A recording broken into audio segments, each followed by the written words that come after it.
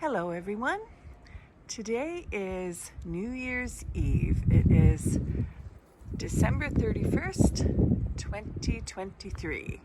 And I just wanted to take a little video of our garden in the winter. And as you can see, it's a pretty snowy day, and I'm starting here in the back garden. And you can hear snow blowers and all sorts of snow clearing and salt trucks and things in the background because it's kind of a slippery day. But right here, this twisted trunk is a beautiful cherry tree that my friend Dulcie gave me many years ago. And here is a clematis vine that I'll cut back in the late winter, early spring. And along top of the fence, there's some very pretty snow. And behind the fence is pretty much the forest. It's a green space actually between us and the street that's on the back of us, but it's quite nice. And this pot is the only pot that I leave outside all winter, simply because it's too heavy for me to lift up anymore.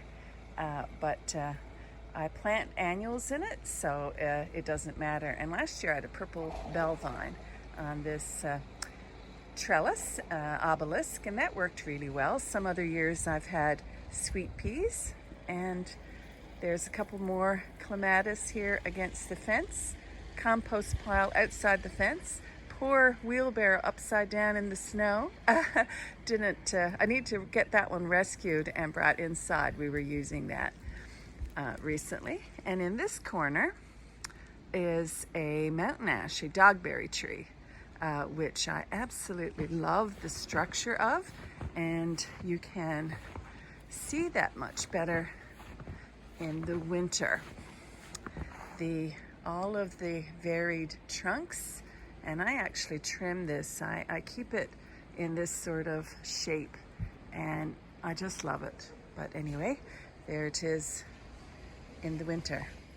This little evergreen tree here shows how heavy the snow is, and you can barely see this tree in the summertime because it's surrounded by a garden of yellow loosestrife and many other tall plants, but you can see right by its base there is a very large rock, moss-covered rock, because there were some very large almost boulders in this garden when we moved in 1999, when we built the house, and there hadn't been anything here before, and we tried to leave it. These evergreen trees, this huge trunk, this was a tree that was here, and we tried to save it.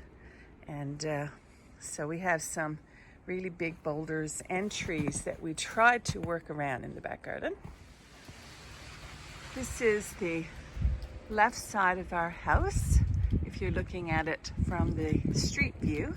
And these are two juniper trees that are framing the entry to the back garden.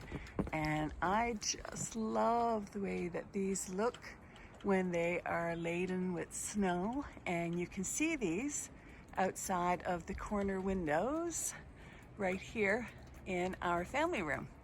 And I just love the way that they look, especially this time of year, but all year long. They look so pretty. And here is the snow-covered climbing hydrangea that is on the very high, this is an 8-foot high archway that is on the right side of our property looking in. And you can see my footprints where I came in, and I'll be going out through the snow. And one of the reasons I took this video today is that we will get so much snow that it will be impossible for me to walk around the back garden.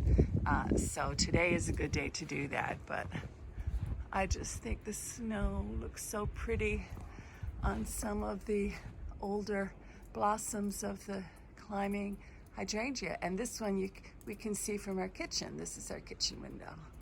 Just look at that. Isn't that pretty? These green leaves sticking up through the snow are from a big root geranium, and they just stay green under the snow all winter.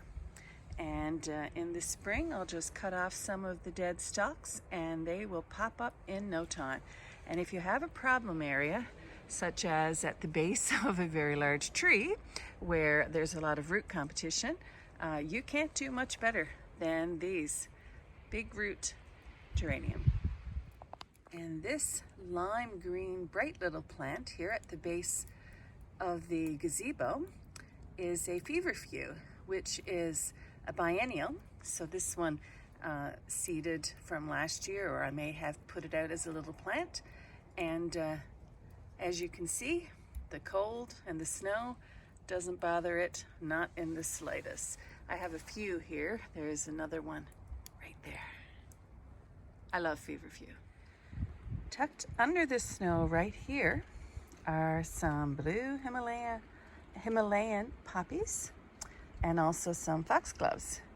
Not only are there the poppies that I had growing last year, but I bought some new little plants, a different variety, and they're tucked in here as well. So fingers crossed that they're safe and warm under this beautiful blanket of snow. This gorgeous thing is actually a Rosy Lights azalea, one of the Northern Lights series that was developed for Northern Gardens. And as you can see, I don't cover it. I don't do a thing. This thing I have had since before we lived in this house, so a very, very long time.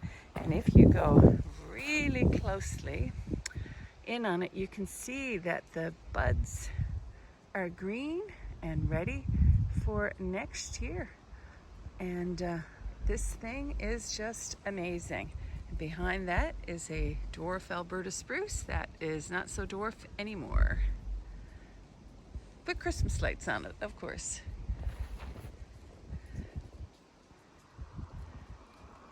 And there's the front. A wintry New Year's Eve day.